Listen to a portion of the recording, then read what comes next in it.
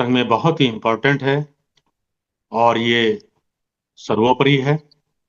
जो लोग संघ में काम कर रहे हैं वो सब इससे भली भांति परिचित हैं। अगर हम चाहते हैं कि नियम किसी पे अप्लाई ना हो, लागू ना हो, तो हमें बड़ी ही सावधानी से संघ के 10 गोल्डन नियमों को कड़ाई से आचरण करना होगा। संघ एक व्यापक है, 120 करोड़ लोगों का संघ है। इसमें केवल समण ही आ सकते हैं। नंबर 9 नियम, संघात करने पर संघ हमें दंड देता है और संघात करने पर किसी व्यक्ति का जीवन और अस्तित्व हमेशा के लिए खत्म हो जाता है।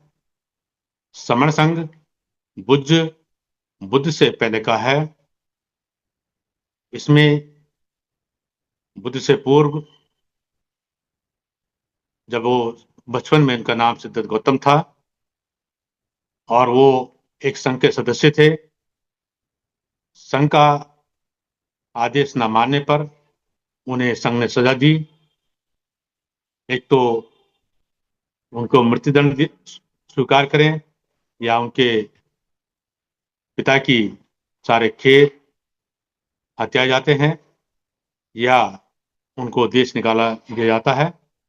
इसमें सिद्धार्थ गौतम ने अपनी तीसरी शर्त स्वीकार की और वो वहां से अपना स्वेच्छा से घर छोड़ के चले जाते हैं। ये नियम बुद्ध से पहले भी चलते थे, क्योंकि बुद्ध ने समण संघ को नहीं बनाया, ये पहले से था। बुद्ध ने भिक्षु भिक्षुणी संघ, उपासक उपासिका संघ बनाया था, जिनके लिए विनय पिटक के आधार पर कुछ सख्त नियम बने थे, जिनको मानना भिक्षुओं को और भिक्षुणियों को, उपासक उपासिकों को मानना बहुत आवश्यक था। भिक्षु संघ में कुछ खास तौर से मैथुन क्रिया ना करना, चोरी ना करना, मनुष्य हत्या ना करना, दिव्य शक्ति का किसी तरह का कोई प्रदर्शन ना करना, जैसे 5 पाप कर्म पर ये सख्त दंड के प्रावधान थे।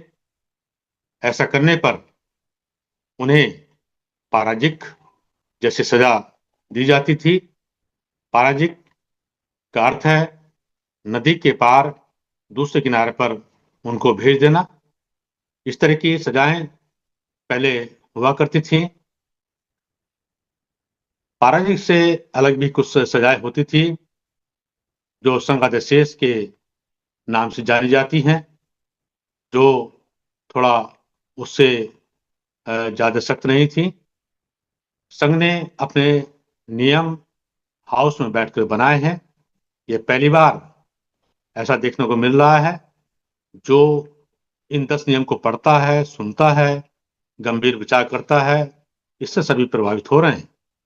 घात का मतलब है संघ में लूटना, लुटाना, चोरी करना, हत्या करना, संघ में गलत कार्य करना। पाप जैसा कर्म ये हत्या से भी बड़ा पाप कर्म होता है।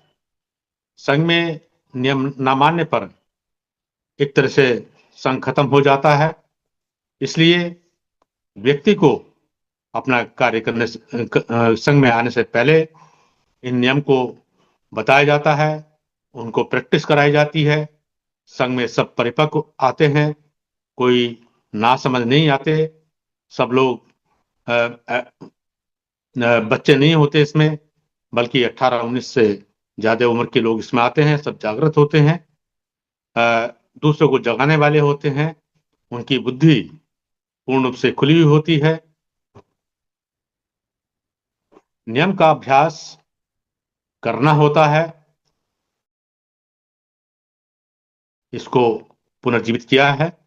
इसमें कोई व्यक्ति अगर आता है, वही सोचे कि मुझे पर्सनल या इंडिविजुअल मुझे कोई लाभ मिल जाएगा। ऐसा नहीं होता है। यहाँ नेतागिरी, पद प्रतिष्ठा, मंचमाला, चंदा, प्रशंसा, वाहवाही लूटना, प्रसिद्धि या नाम होगा, ऐसा नहीं हो सकता। संघ में उसे स्वयं को, अपने आप को भूलना पड़ता है। संघीय द्वारा बताए कि हमें अपने सुरक्षा के लिए जुड़ना है, रिश्तेदारों को जोड़ना है, अपनी जान को बचा पाएंगे। जब ये संघ पेड़ की तरह बड़ा हो जाएगा तो इस पे तमाम फल यहाँ पर लगेंगे और सभी उन फलों को खाने का अवसर सबको मिलेगा, बशर्ते कि संघ में सबको काम करना होगा, नियम के अंतर्गत काम करना होगा। यहाँ संघवाद होता है, व्यक्तिवाद नहीं।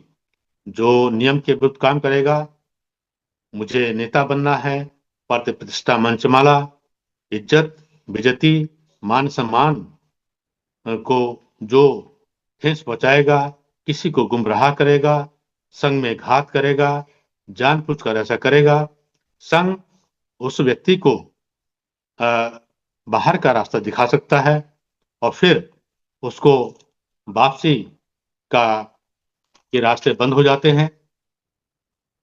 जानबूझकर अगर कोई व्यक्ति इन नियम को तोड़ता है, व्यभिचार करता है, जैसा कि चाहे संघ में हो, संघी के साथ हो या संघियों के साथ हो, ये मिसकंडक्ट रूल के अंतर्गत आता है।